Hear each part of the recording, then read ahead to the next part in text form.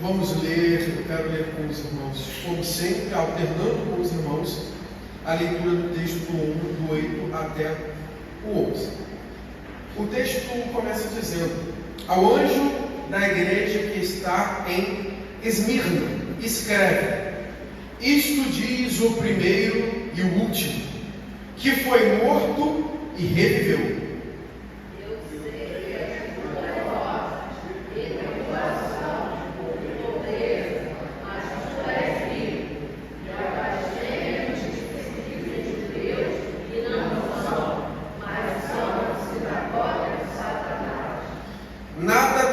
Das coisas que hás de padecer, eis que o diabo lançará alguns de vós na prisão, para que sejais tentados, e tereis uma tribulação de 10 dias.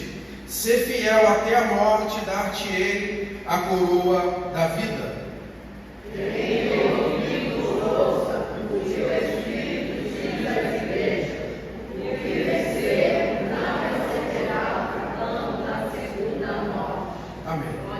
Senhor Deus, meu Pai, te damos graça pela tua santa palavra, Senhor.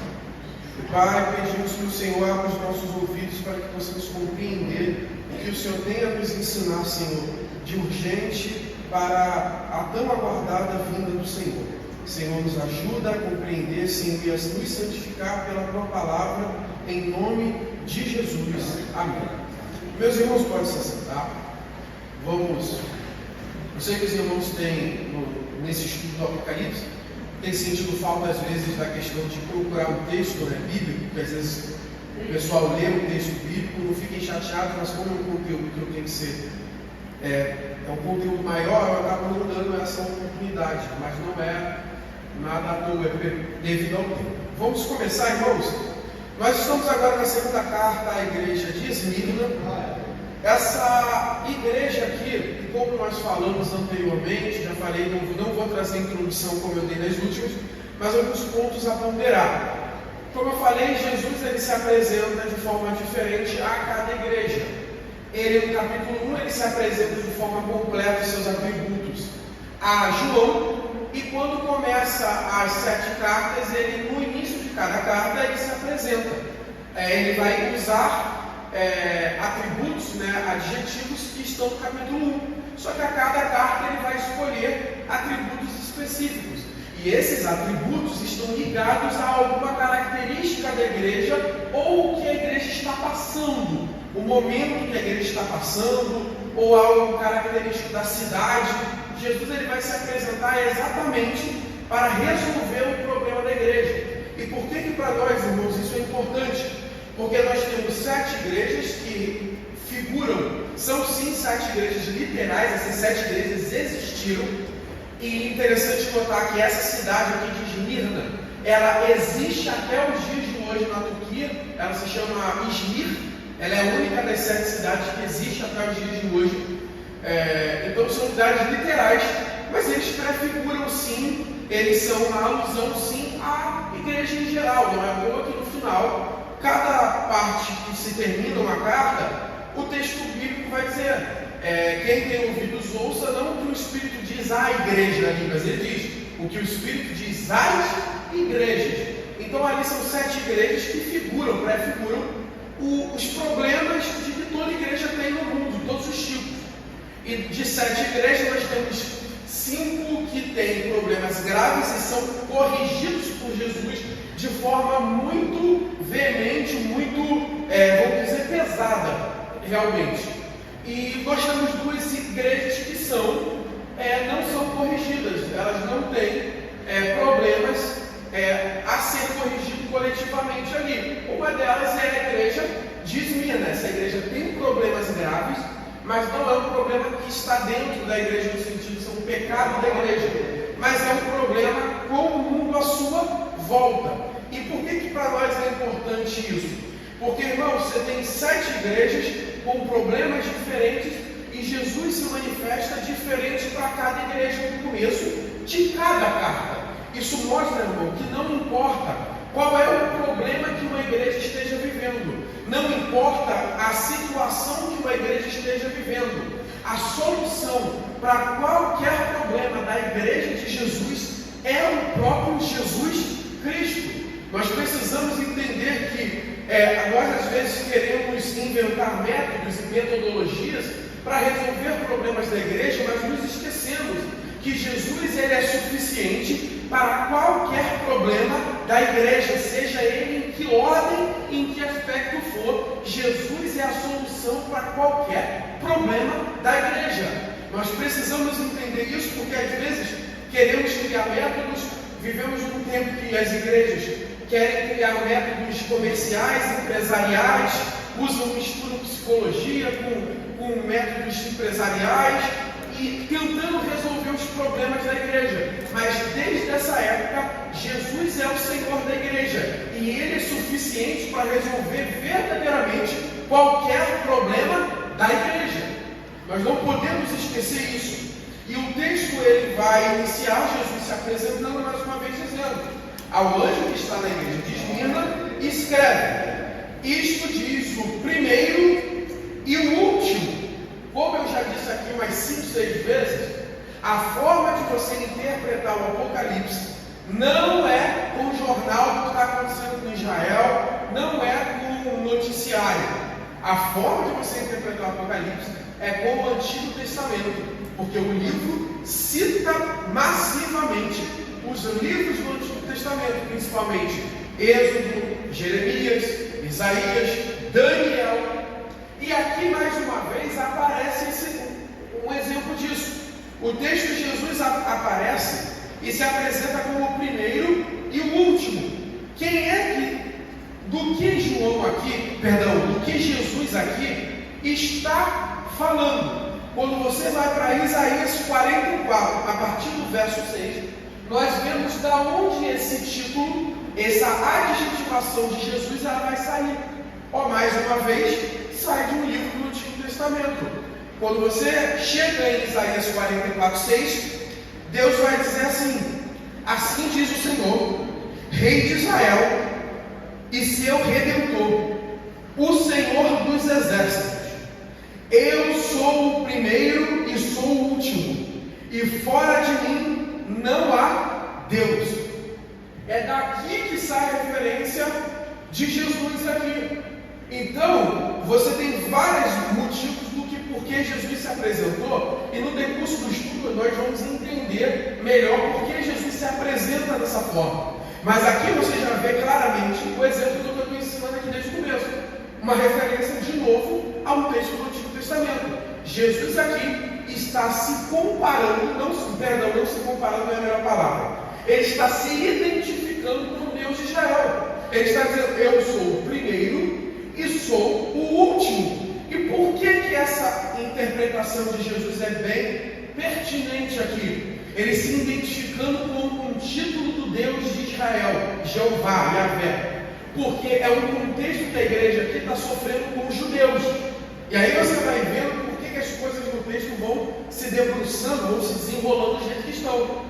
Jesus aqui está dizendo para a igreja: eu sou o Deus da promessa, eu sou o Deus de Israel, eu sou o Senhor dos exércitos, eu sou o Deus que se revelou a Abraão, a Isaac e Jacó, se revelou a Moisés, sou eu que estou falando com vocês aqui. É isso que Jesus aqui está, mais uma vez, fazendo. Ele está se identificando com Deus, com Jeová. Tanto que eu falei isso aqui no estudo antepassado, que um dos assuntos do Apocalipse, que as pessoas acham que o Apocalipse só fala de futuro, e não. O Apocalipse fala de vários assuntos. E um desses assuntos eu falei que é qual? A deidade de Jesus. O livro do Apocalipse é importantíssimo na história da igreja para se fixar que Jesus não é só um profeta, Jesus não é só um ser iluminado, Jesus não é só apenas como os espíritas querem dizer que ele é um espírito elevado, não. Jesus é o próprio Deus. Apocalipse tem esse assunto muito importante, a divindade de Jesus aparecendo. E ele vai se apresentar: eu sou o primeiro e o último, e a gente vai voltar isso aqui depois. Fui morto, o que foi morto, e reviveu. Outra questão aqui, que é o que a gente vai entrar aqui melhor. Jesus, quando ele se identifica, ou ele está se identificando com alguma questão da igreja ou da cidade que permeia a igreja, é sempre assim. E aqui nós estamos vendo isso acontecer. Quando Jesus ele foca em dizer que ele é o primeiro e último, que foi morto e reviveu, Jesus já está se contrapondo às divindades daquela cidade. Eu já falei isso aqui, que uma das coisas que o Apocalipse faz é mostrar que Jesus é superior aos deuses romanos de Roma e o imperador de Roma. Eu falei isso aqui no primeiro dia que eu dei o estudo, que o livro do Apocalipse convida o leitor a olhar para o mundo como Jesus olha para o mundo, não como o mundo olha para o mundo. Porque se você olha para o mundo como o mundo olha, uma visão terrena, a igreja está sendo derrotada, a igreja está perdendo. A coisa está feia demais para a igreja nesse período. O Império Romano é muito superior. Mas quando João é levado ao céu, e não só ele, mas nós que somos a igreja, somos levados a olhar para o mundo da ótica de Jesus. Já falei isso aqui. Para o mundo, o diabo, o inimigo, o mal está reinando. Mas quando nós olhamos da ótica de Jesus, e é isso que Jesus nos convida a olhar, ele está dizendo: o mundo quer te fazer acreditar que o mal vai vencer, que o diabo está controlando tudo, que os inimigos da igreja estão vencendo, a igreja está perdendo. Mas agora, quando você olha aqui do alto, Jesus está no alto, sublime trono, governando sobre todas as coisas, ele controla tudo, ele é senhor de todas as coisas, e a igreja vai vencer. E aqui está acontecendo isso, ele está se contrapondo aos deuses. Que deuses são esses? O primeiro Deus, que é interessante da gente entender por que a igreja sofre aqui, porque a ideia da pobreza da igreja aqui não está ligada à igreja ser pobre porque o pessoal da igreja é pobre. Não é isso. A pobreza dessa igreja está ligada à fidelidade dessa igreja. Porque a cidade de Esmirna é uma cidade rica, ela não é pobre. A cidade de Esmirna é uma cidade portuária importantíssima na Ásia Menor. E ela é considerada uma das primeiras cidades a ter um culto ao imperador. Traduzindo, era uma cidade muito fiel a Roma. Ela era muito fiel ao Império Romano. Ela rogava para si, mas não sabemos ao certo se foi, mas ela era uma das primeiras cidades em que o culto ao imperador romano foi instaurado. Era um ato cívico e moral idolatrar não só Roma, mas como idolatrar a figura do imperador de Roma. Essa cidade era muito fiel a isso. E o que para nós isso é muito importante? Porque Esmirna, aí você vai ver como é que as coisas vão se encaixando no texto, como é que o texto é extremamente perfeito e bonito. Ela arrogava para si o título de a primeira cidade, quando se falava do culto ao imperador. E aí você começa a ver como é que se contrapõe a Jesus, o primeiro. Então você vê que a coisa, Jesus ele vai começando a se chocar com a cultura e a divindade do local. E ele vai, e o que aconteceu? A cidade era muito ligada ao culto ao imperador, a culto à própria Roma, eles eram muito ligados. Então quando você tem Jesus dizendo, eu sou o primeiro e o último, ele está se contrapondo aqui já de primeira ao próprio imperador. Porque os imperadores de Roma, nessa época, alegavam ser deuses.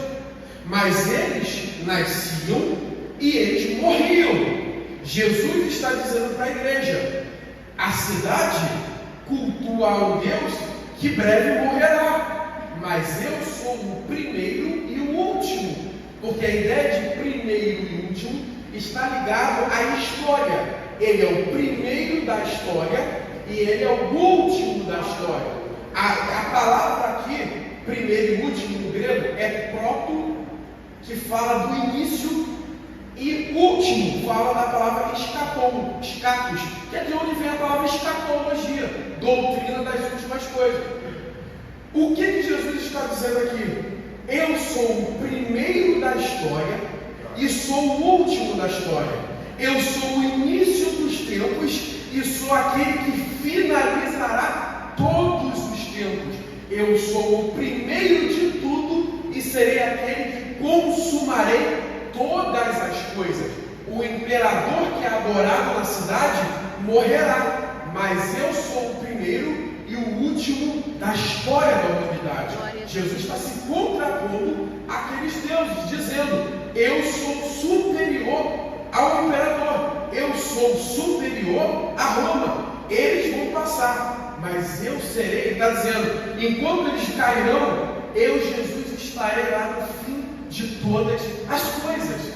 Então ele começa a fazer esse contraponto. E a segunda coisa é que existia uma outra divindade muito adorada no local, chamada Cibele. E essa divindade estava relacionada a quem a adorava com fertilidade, vitalidade, bênção nessas áreas, de vida, de força. E é interessante que o texto vai começar dizendo: foi morto e reviveu. E o texto vai dizer assim: ele foi morto, e o texto não vai dizer ele foi revivido, não. O texto vai dizer: fui morto e revivi. O que é interessante esse título? Primeiro, a cidade de Esmirna foi fundada mais ou menos 1000 anos antes de Cristo. Para quem tem uma memória boa, 1000 anos antes de Cristo é o tempo de Davi como rei de Israel. Você viu a distância? Essa cidade foi fundada 1000 anos antes de Cristo, e mais ou menos no ano 600 anos antes de Cristo, isso seria mais ou menos a época de profetas como Isaías, essa cidade é destruída. E essa cidade depois é reconstruída no ano 200 antes de Cristo.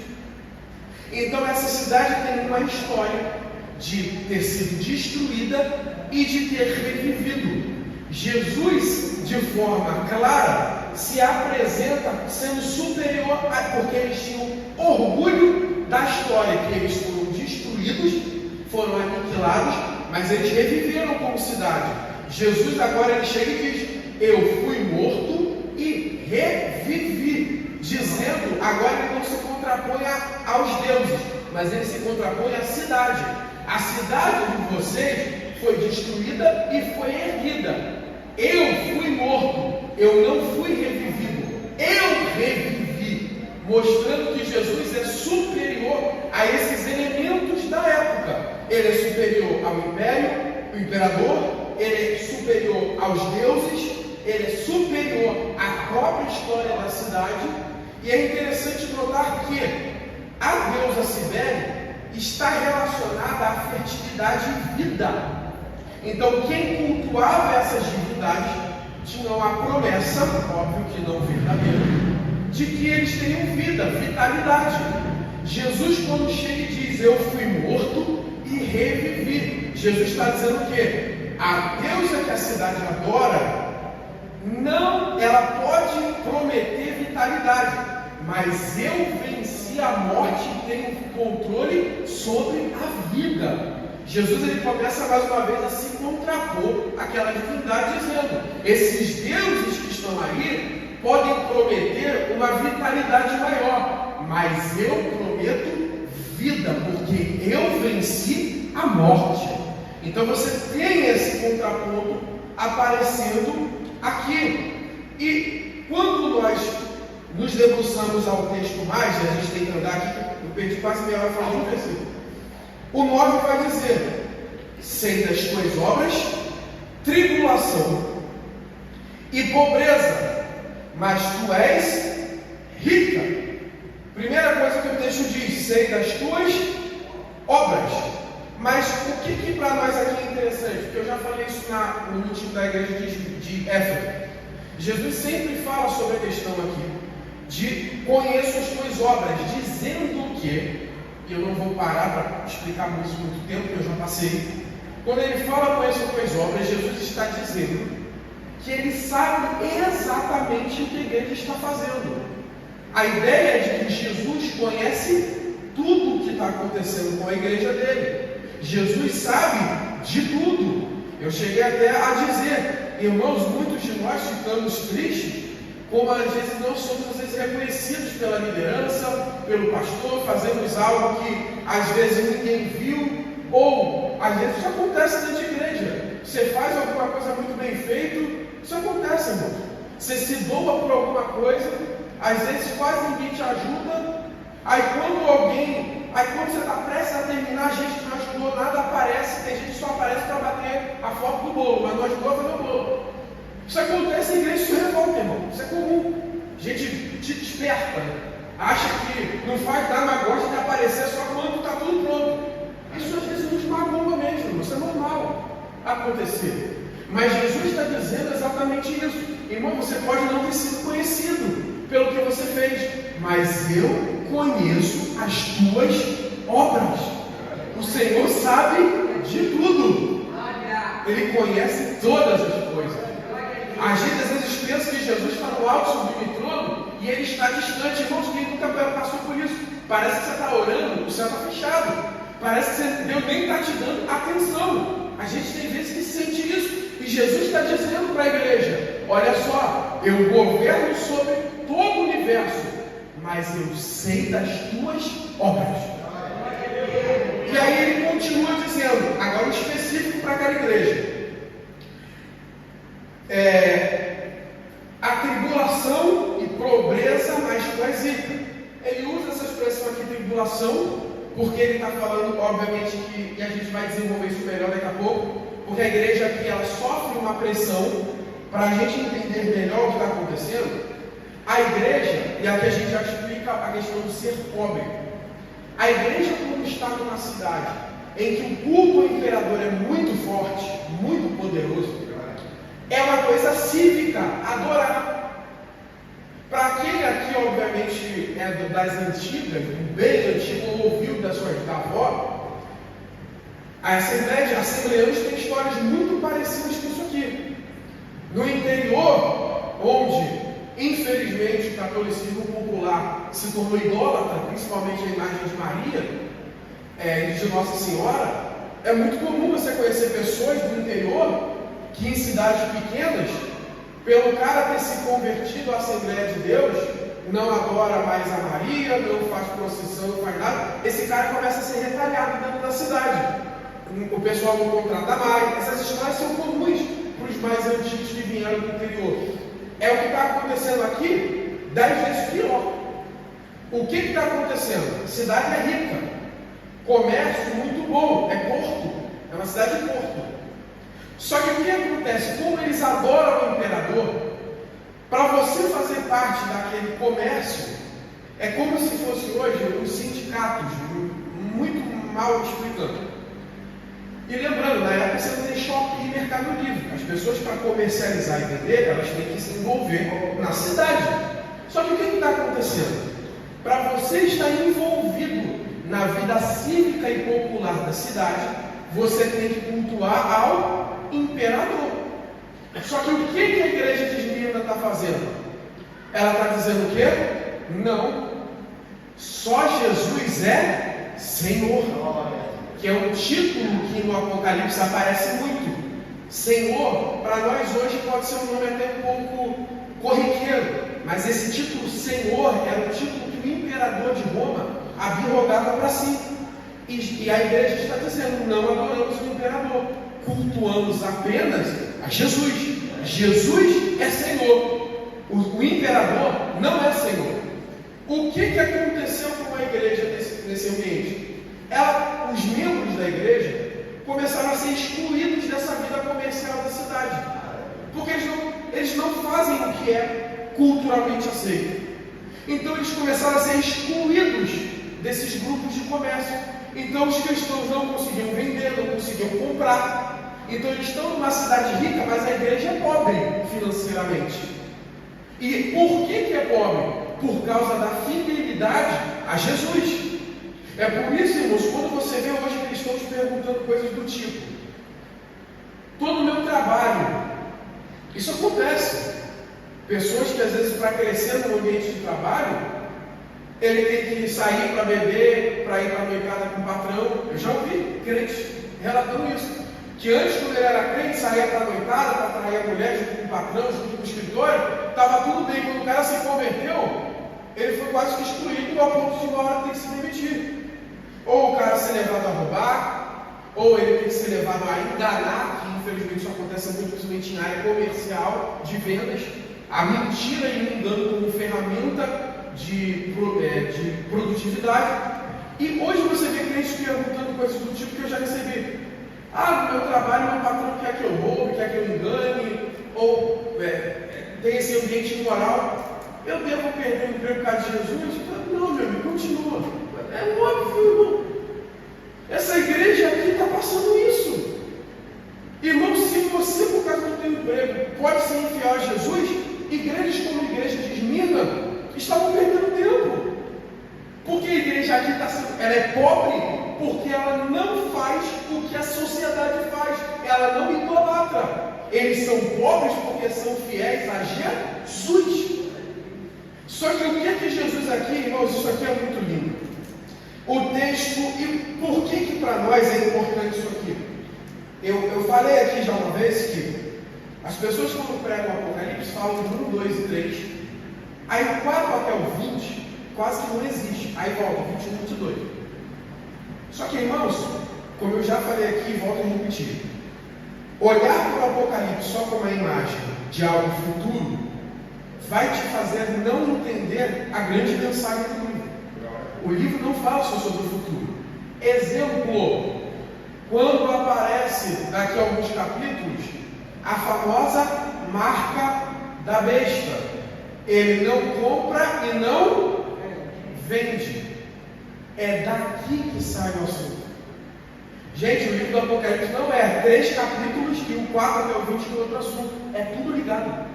O pessoal pega essas cartas das igrejas e exclui do restante. O livro é todo entrelaçado aqui. O que é a marca da besta? Que, famigeradamente, toda hora tentam descobrir o que é. Já foi código de barra. Já foi chip de cartão de crédito. Aí hoje é o chip que eu boto na mão. Toda hora uma geração alguém tenta descobrir qual é a marca da besta. Só que o texto, aí hoje o pessoal afirma que é um chip. O texto não fala disso. Tem nada a ver. Tem nada a ver. É as famosas ilações do texto que daqui a algum tempo vai se mostrar mentirosa e a pessoa vai fingir que nada falou e vai inventar uma outra coisa. O texto não está falando de chip, a ideia não é essa. O que está acontecendo com a igreja de Esmirna? Ela não compra e não vende. O que é a ideia da marca da besta? A marca da besta está ligada ao culto ao imperador de Roma. Lembrando, Apocalipse é um livro que usa simbologias. A gente não pode perder isso no livro. Senão, como eu falei aqui no primeiro dia de estudo, você vai imaginar um Godzilla saindo da água, você vai imaginar um anjo gigante pisando no pé da areia, uma pé na água, na praia. Não é isso. Tanto que eu já falei aqui, o próprio texto do Apocalipse, ele se interpreta. As águas, eu já falei aqui que aparecem na Bíblia, no Apocalipse, lá no final do Apocalipse vai dizer que as muitas águas é um símbolo, o texto vai dizer, não sou eu que estou dizendo não, de línguas, povos e nações. A água é esse símbolo no Apocalipse. Então, o que está acontecendo com essa igreja? A marca da besta é algo que está falando o seguinte, tanto que as pessoas, por não interpretarem bem, elas criam com as doideiras do tipo, gente, será que eu já fui marcado pela besta? Não, meu amigo, não é isso. A marca da besta está ligada a uma fidelidade a alguma coisa. Porque a palavra marca aqui, que aparece no texto sagrado, ela fala como se fosse um tipo de marcação, como se fosse um ferrete quente. Ele usa essa palavra para falar da marca da besta. E essa marca, ela é uma imagem tanto do Antigo Testamento, que aparece no Êxodo, quer dizer, no Pentateuco, que é quando Deus manda o Israel colocar na sua mão e na sua testa a lei. Então, a imagem traz isso. O diabo estaria copiando Jesus? É isso aí. O Apocalipse é um livro que mostra como Satanás tenta copiar Jesus. Você tem a imagem de Deus. Você tem a imagem do dragão. Você tem a imagem de Cristo. do outro lado tem a imagem do quê? Do anticristo. Você tem a imagem do Espírito Santo. Do outro lado você tem a imagem do falso profeta. É uma comparação. No texto você tem os marcados e selados por Jesus. Que a marca, irmão, não precisa nem falar, a Bíblia no Novo Testamento fala. A marca como símbolo da questão do Espírito Santo, do crente pertencer a Deus. Agora no Apocalipse aparece a marca da besta. Enquanto quem serve a Jesus tem uma marca, que é o Espírito Santo, quem serve ao mundo, quem serve ao diabo, quem serve ao sistema do mundo tem uma marca. Essa marca não é uma coisa que você sem querer levou. Essa marca está relacionada na época que alguns teólogos historiadores vão dizer que era uma marca muito usada na época para se marcar escravos ou alguns tipos de súditos de alguns deuses. Eles eram marcados para que as pessoas vissem que eles cultuavam algum deus específico. Quem vem do candomblé, ou da Umbanda, ou tem parente, sabe que dependendo do orixá ou o que a pessoa segue, ela usa algumas marcas no corpo. É muito comum. Ou dependendo do tipo de cordão específico, eles têm algumas marcas. Essa palavra marca está falando disso. Eles eram identificados como cultuando alguma divindade por uma marca. Aqui sai essa imagem da marca da besta. Os cristãos não são marcados com a marca da besta. Por quê? Porque eles não adoram o imperador e os deuses da cidade. Como eles não têm um culto a essas divindades, eles não compram e eles não vendem. Agora você entendeu do que a marca da besta está falando. Vitor, e o que isso para nós serve hoje? Muito. A marca da besta é uma mensagem que serve não só para o fim dos tempos, como hoje. O que seria a marca da besta para nós hoje? É o sentido de nós estarmos sendo fiéis ao diabo e ao mundo. É a ideia de estarmos sendo, a ideia de ser marcado fala de identificação. Irmãos, quando nós olhamos um ímpio e um crente, se percebe diferença. Alguém que segue o diabo, ama o dinheiro é o seu Deus, a imoralidade é o seu Deus, tem uma característica. Quem serve a Jesus, foi lavado e remido pelo sangue de Jesus e tem o Espírito Santo, tem um outro comportamento. Quem serve a Jesus jamais será marcado pela besta. Quem segue a Jesus jamais se identificará com o sistema demoníaco que domina o nosso tempo. Quem é fiel a Jesus e olha para o mundo à sua volta e diz: nada disso eu vou servir, porque eu só sirvo a Jesus. Você foi marcado por Cristo, você não foi marcado pela besta. É disso que o texto está falando. A igreja de Mirna não compra e não vende, porque ela pertence a Jesus. Ela não pertence ao sistema caído e imoral da sua época. É disso que o texto está falando. Marcação da marca. Qual vai ser a marca? A marca é uma identificação com o mundo. Nós, as pessoas sabem que nós somos crentes, porque nós olhamos para tudo que está à nossa volta e não nos dobramos aos senhores e aos deuses do nosso tempo. Nós não servimos ao dinheiro, nós não servimos a políticos, nós não servimos a famosos, nós não servimos a empresários poderosos, nós nos dobramos e servimos apenas a Jesus Cristo. Essa é a igreja que não é marcada pela besta. É disso que o texto está falando. Eu creio que isso ajudou você a entender agora um pouco do que o Apocalipse está falando. É isso, é a marca da besta. E o texto vai dizer para a gente correr, porque eu tenho que entregar no horário. Ele vai dizer: tu és pobre. Mas aí o texto entra aqui em parênteses: mas tu és rica. Aqui você vê Jesus fazendo um contraponto. Aqui, igreja, me lembra? Laodiceia. O que está acontecendo aqui no livro que a gente vai ver, passando a igreja que a gente, se Deus quiser, poderemos passar? É uma igreja que, a última carta, que é uma igreja que diz o quê?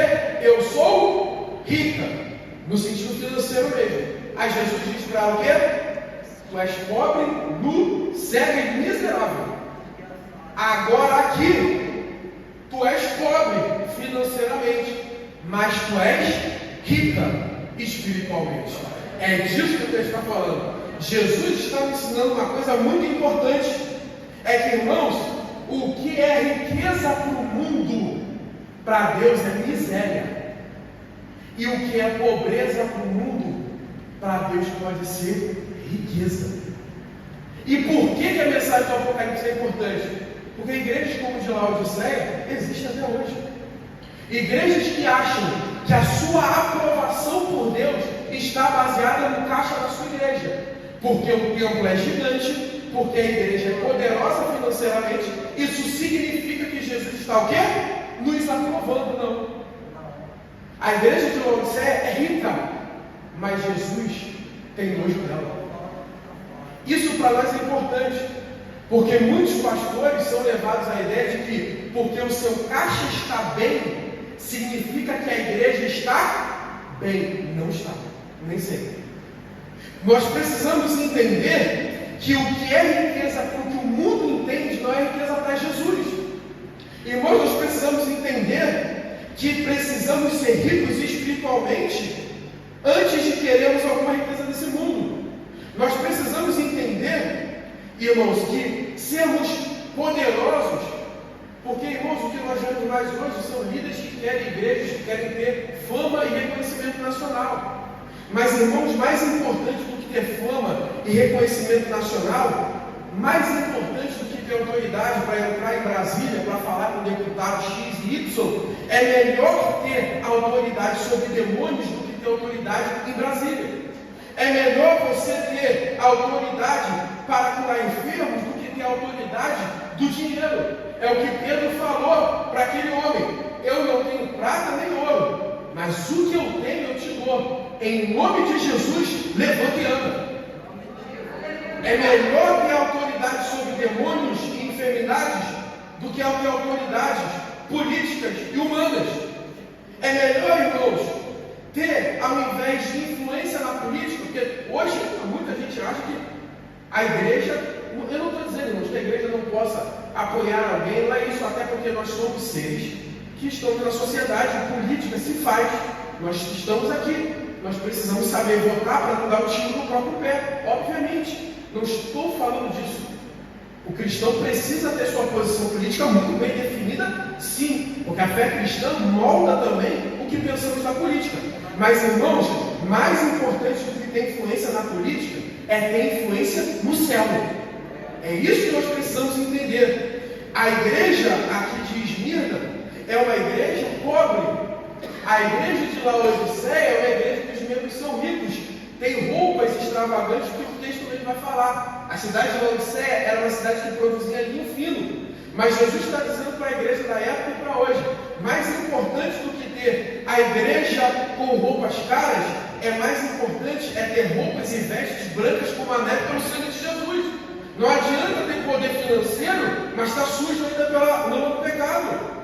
Ele está contrapondo a riqueza do mundo e o que é riqueza para ele. Ele está dizendo: mais importante, que, irmãos, tem uma coisa que está acontecendo. O Brasil, ele faz você parar e pensar assim: você morre e não vê tudo.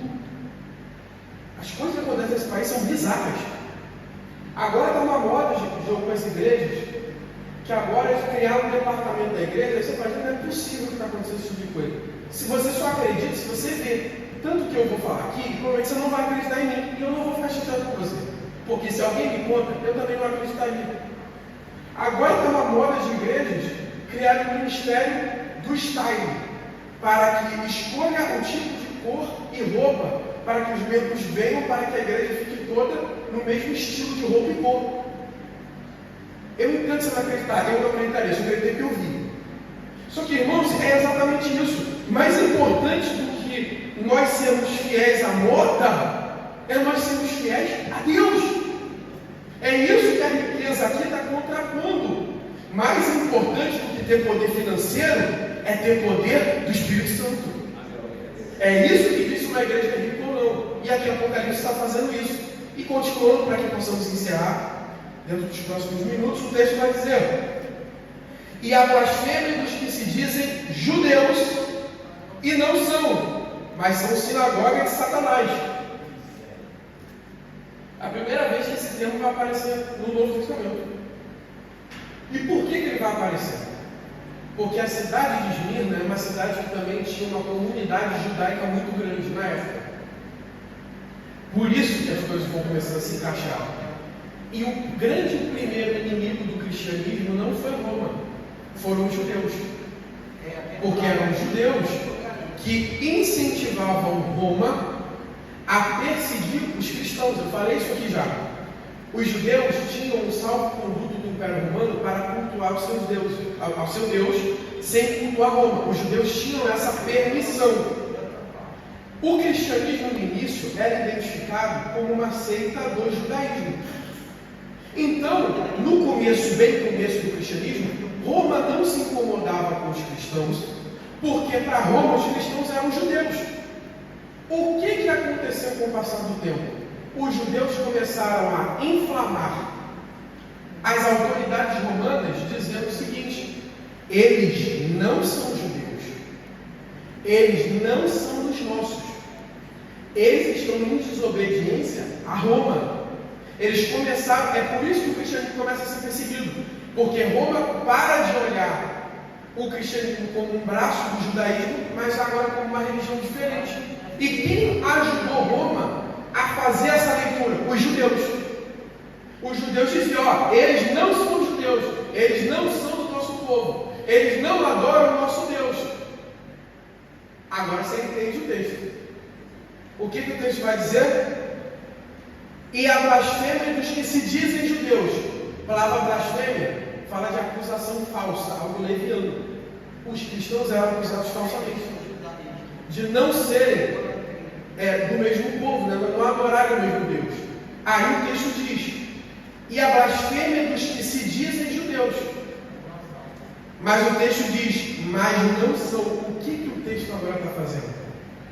Está dizendo para a igreja o seguinte: os que se dizem judeus, e a ideia de se dizer judeus é dizer que faz parte do povo de Israel, do culto a Jeová, do povo de Jeová. Quando ele diz aqui, o texto de Jesus, ele é perfeito como ele fala. Ele diz o seguinte: eles se dizem judeus, mas não são. O que ele está dizendo? Os judeus dizem que vocês não fazem parte deles. Jesus está dizendo o seguinte agora: realmente, é eles que não fazem parte de vocês. Vocês são verdadeiramente, sim, a Israel de Deus. Porque ele volta a um assunto muito comum no Novo Testamento: a identificação da igreja com as promessas de Abraão. Eu falei isso aqui no último estudo que eu dei. A promessa que a gente vê mais no Novo Testamento é Pedro falando: vós sois geração eleita, sacerdócio santo, povo adquirido. Esses são títulos de Israel. E aí, os autores estão falando já o que Jesus falou: que os que crescem em Jesus seriam enxertados na oliveira, fariam parte do povo de Deus, seriam também filhos de Abraão. Aí agora Jesus está dizendo: esses que se dizem judeus não são.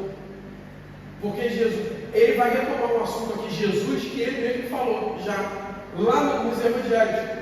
João Batista vai falar: Deus pode levantar, fazer até de pedras, filhos de Abraão, que os judeus se orgulhavam da sua descendência por sangue, por serem judeus.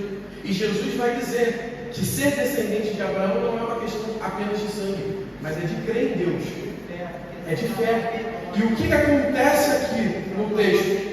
Jesus está dizendo o seguinte: eles se dizem judeus, eles se dizem povo de Deus, mas não são. Aí o texto diz: são sinagogas de Satanás. Esse termo aqui é muito pesado. Por quê? E aqui a gente já vai terminar o estudo. O que tem a ver sinagoga de Satanás? Sinagoga é o nome dado naquela época para o lugar de culto dos judeus.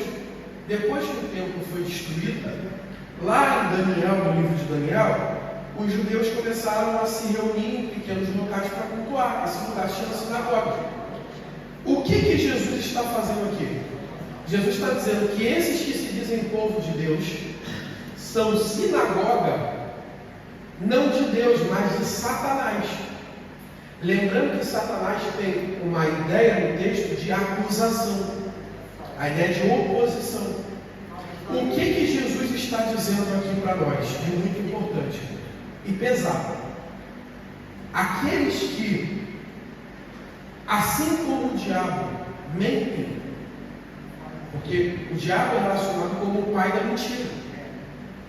Aqueles que acusam um crente daquilo que ele não é, traduzindo, fazem falsa acusação. Jesus está dizendo que essas pessoas são assemelhadas não a ele, mas a Satanás. O que para nós é importante, irmãos? Não se preocupe com as blasfêmias que o diabo tem levantado contra você. Jesus sabe fazer a diferença muito bem. Quem abre a sua boca, não é à toa que esse assunto é um assunto comum no Antigo Testamento. Lembra que a Bíblia vai dizer que Deus abomina quem faz intriga entre irmãos? É o mesmo assunto. Ele está falando aqui, não se preocupe, eu sei fazer a diferenciação. Quem empresta a sua boca para acusar falsamente um crente, Deus está dizendo que enxerga como sinagoga de Satanás. Quem se levanta para abrir a boca contra o povo de Deus, contra o crente falsamente, Deus o enxerga como o próprio agente do diabo. Jesus está dizendo, eles são sinagoga de Satanás. Deus sabe fazer a diferenciação exata das coisas. Ele está dizendo, eles são sinagoga de Satanás. Não se preocupe com eles não. Aí o texto vai dizendo, não temos o que há de padecer. Eis que o diabo lançará alguns de vós na prisão. A igreja ia começar a sofrer uma perseguição severa. É dessa cidade que saem um dos mártires mais importantes do cristianismo, Policarpo de Esmirna. Ele é um bispo dessa cidade, dessa igreja, e ele foi aluno de João o apóstolo. Policarpo de Esmirna, um dos primeiros e mais importantes mártires do cristianismo, vai ser pego por Roma, e a história vai dizer que esse bispo ele vai ser torturado e vai dar a chance a ele de negar a Jesus como Senhor e dizer que César é Senhor, que o imperador é Senhor e Jesus não é Senhor. E uma célebre frase dele, que marcou 2000 anos do cristianismo até hoje, vai ser Policarpo dizendo: eu sirvo a Jesus há 86 anos e ele nunca me fez mal algum. Como poderia eu negar o meu Senhor e Rei? E aí ele é morto, queimado, mas como uma frase também muito comum no cristianismo dessa época, vai ser dito o seguinte, que o sangue dos mártires é a semente da igreja. Esse homem morreu, mas ele morreu como testemunho fiel da fidelidade a Jesus. Há uma geração que ser fiel a Jesus, e é daí, irmãos, que vem o texto aqui, que aí aqui eu já concluo a nossa lição. O texto vai dizer: ser fiel até diante da morte. O texto que vocês têm aí na mão diz ser fiel até a morte. Esse texto não está falando, por favor, preste atenção no que eu vou falar. O texto não está dizendo que você tem que ser fiel a Jesus até o dia da sua morte para ser salvo. Eu não estou dizendo que isso não tem que ser feito, por favor. Eu estou dizendo que esse texto não está falando deste assunto. Quando você lê esse texto, o que você pensa? Ser fiel até o dia da sua morte e você vai ser salvo. Eu sei que um crente tem que ser fiel até o dia da sua morte, mas aqui não é isso que o texto está falando. A tradução melhor aqui é ser fiel até diante da morte. É disso que o texto está falando. Jesus está dizendo o seguinte: até se tiver que morrer, permaneça fiel. Por que para nós isso é importante hoje? Uma geração em um tempo em que as pessoas negam a Jesus não por causa da morte, mas por causa de dinheiro, por causa de reputação, por causa de aceitação social, aceitação na família, aceitação no trabalho, negando Jesus por coisas muito pequenas. E a mensagem de Jesus desde essa época é o seguinte: até diante da morte, permaneça fiel. Jesus está dizendo, não existe meio termo para ser fiel. Tem que ser fiel até se tiver que morrer para isso. E aí o texto vai dizer, ser fiel até diante da morte. Dar-te-ei a coroa da vida. Por que ele fala de coroa? Cidade de Esmirna, não adianta, tem que falar no contexto, está ligado à cidade. Igreja ligada ao culto ao imperador. Essa cidade tinha importantes jogos olímpicos, eu falei isso aqui também na cidade da igreja de Éfeso.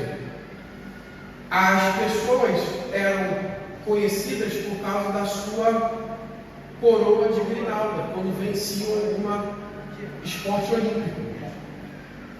Só que aqui tem um outro adendo. Quando ele fala dar-te a coroa da vida, entra uma coisa importante. Ao mesmo tempo, Jesus está falando do mesmo assunto que ele já falou, da ideia de que o mundo dá uma coroa perecível, porque aquela grinalda, ela morre, porque aquilo é feito de planta.